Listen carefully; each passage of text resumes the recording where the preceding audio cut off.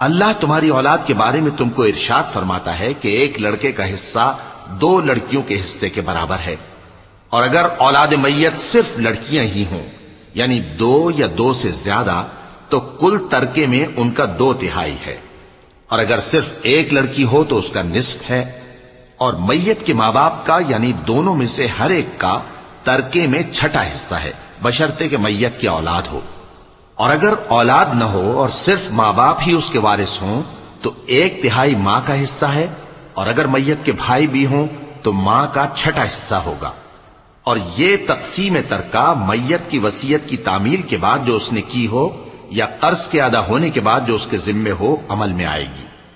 تم کو معلوم نہیں کہ تمہارے باپ دادوں اور بیٹوں اور پوتوں میں سے فائدے کے لحاظ سے کون تم سے زیادہ قریب ہے؟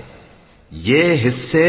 اللہ کے مقرر کیے ہوئے ہیں، اور اللہ سب کچھ